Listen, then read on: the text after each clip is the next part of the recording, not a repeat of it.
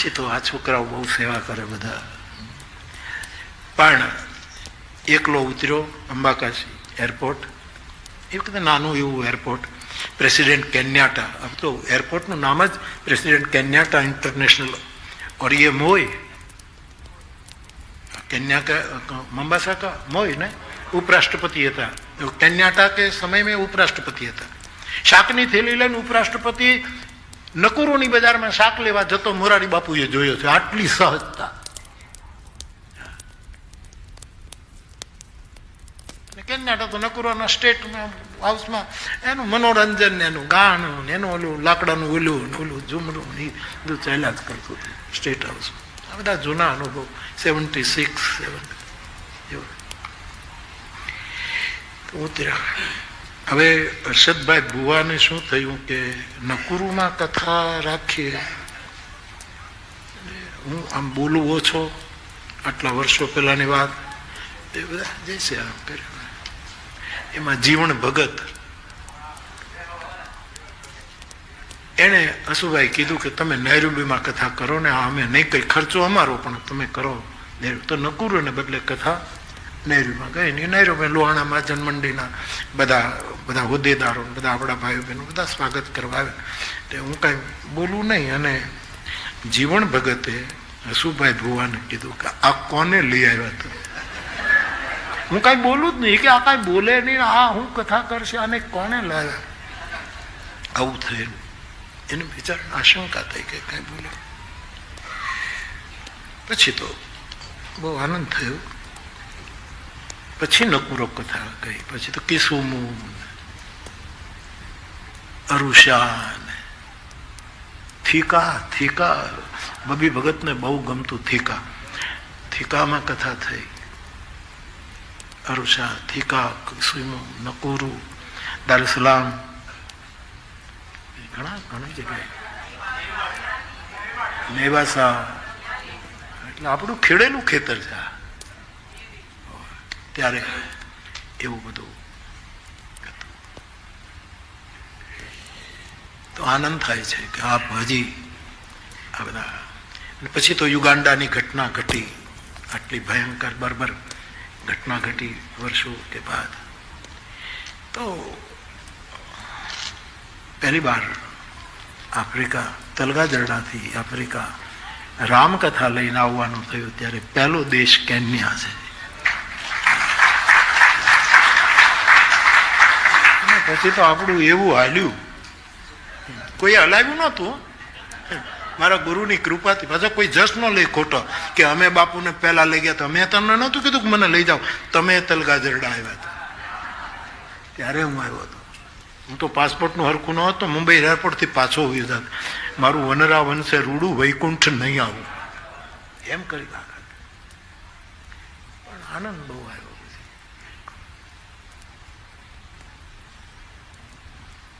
બહુ મજા કરે. એક વાર તો 27 દિવસની કથા નૈરોબીમાં. 27 દિવસ, 27 days. હસુભાઈ ને બધા, મેં તો બધાને છૂટ આપી દીધી કે તમારે કામે જાઓ જાજો, મને એક રૂમ આપી દો, હું અહીંયા પડ્યો રહી. હા, હું એકલો રહેતો, એ બધા કામે જાય, પછી ભેગા થાય, સાંજની કથા હોય, આવું બધું. મંબાસાની કથા અને બધી જગ્યાએ. મંબાસામાં એક મંબાસા તો અમારા રમેશભાઈનું જન્મ સ્થાન છે, એનું પૈતૃક ગામ છે. એવું છે. મંબાસાના માણસો બધા બહુ જ ઉદાર નીકળ્યા. ઉદાર, બહુ ઉદાર. બીજાની બિસ્લેરી પી જાય એવા ઉદાર નીકળ્યા.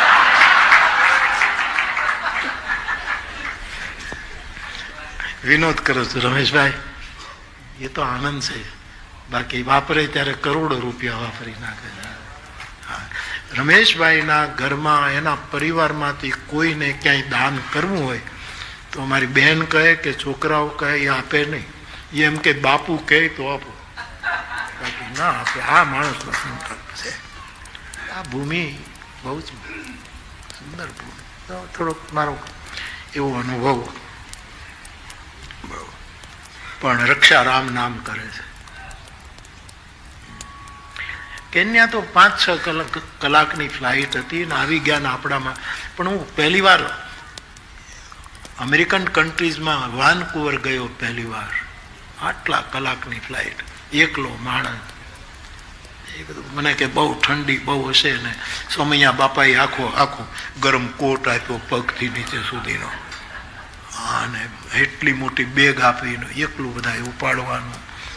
અને ન્યુયોર્ક પહોંચ્યા પછી ફ્લાઇટ મિસ થઈ ગઈ, ટિકિટ ના, ખાલી ટિકિટ, પૈસા નહીં. શું કરવું? કેનેડા જવાનું તો ટોરન્ટો પછી વેનકુવર જવાનું, એકલું બધું. આનંદ બહુ કર્યો. હવે કાંઈ કરવું પડતું નથી. જીવનમાં પહેલા દુઃખ ભોગવી લેવું એટલે સુખનો આનંદ આવે. જે લોકોએ પહેલા સુખ ભોગવી લીધું ને એને પછી દુઃખ બહુ કઠે છે, પછી એને બહુ તકલીફ થાય. પહેલા દુઃખ ભોગવી લે.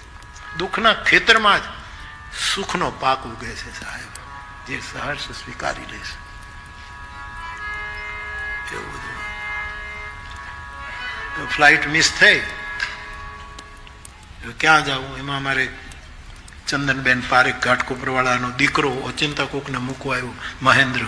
મને કે મોરારી બાપુ તમે? મેં કીધું તું અહીંયા કેમ? તમે? બાપુ હું આવ્યો, ફ્લાઇટ મોડી અને મારી ફ્લાઇટ જતી રહી, મને એમાં આવડતું નથી હવે કેમ થાય, એમાં શું કરવું. પછી એણે બધું ગોઠવી દીધું અને હું ટોરન્ટો માટે પછી 3-4 કલાક પછી ફ્લાઇટ પકડી. હવે પ્લેનમાં બેઠા પછી મને સીતે શરણ મળી ગઈ.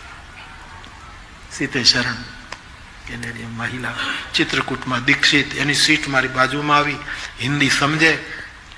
અને જમવાનું આવ્યું એટલે મારે તો કાંઈ જમવાનું લેવાનું ન હોય, એણે વેજીટેરિયન જમવાનું લીધું. પણ મને આનંદ ત્યારે થયો કે સીતે શરણ જે અમેરિકન લેડી, એ ભોજન કરતી વખતે એને ડાબલીમાંથી તુલસીનું પાન કાઢ્યું અને ડીશમાં નાખીને જય જય સૂર્યનાયક જન સુખદાય. અરે મેં કીધું લો, આ તો આપણી નાતના નીકળ્યા છે, હવે વાંધો નહીં યાર, આ તો તુલસીના સંબંધે માણસ. અને બહુ પછી એણે ખૂબ મદદ કરી. પછી વાનકુવર પહોંચી ગયા. એક ભાઈ રાતના 2 વાગે મને ટોરન્ટો લેવા આવ્યા. હું એને ઓળખું નહીં, મોઢું ચડાવીને લેવા આવ્યું. હવે જવું ક્યાં જવું પડે, કારણ કે આખું જવા દો ને યાર. મારા નસીબે એને ઘરે ઉતરવાનું થયું. કે જમશો ને? નહીં, કાંઈ નહીં જમશું. કશું જમશું. ઘણા માણસો પૂછે, જમાડે નહીં. એક ભાઈને ઘરે મહેમાન ગયા, મહેમાન થઈને ગયો કે તમે ઠંડુ લેશો કે ગરમ? તો પેલો કે ગરમ લઈએ. અચ્છા, તો ચાય લેશો કે કોફી? બોલો કે ચાય. તો ખાંડવાળી કે ખાંડ વગરની? આવતી જતી ખાંડ. અચ્છા, ચિનાઈ માટીના કપમાં લેશો કે પિત્તળની રકાબીમાં પીશો? જે ઉપલબ્ધ હોય એમાં. અચ્છા, હમણાં પીશો કે પછી પીશો? જ્યારે કરો ત્યારે. ત્યાં ઓલાને બસનો ટાઈમ થઈ ગયો. એટલે કીધું કે હવે જાઉં. તો કે જુઓ, તમે આ વખતે ચા નથી પીધી, પણ જો બીજી વખત આવો ને ત્યારે ચા પીધા વગર જવા જ નહીં દઉં. એટલે પણ અત્યારે અમે એટલા માટે જ આવ્યા હતા, બીજી વખત તો હું તમને ચાય પીધા વગર નહીં. ખાધા પીધા વગર સુઈ ગયા.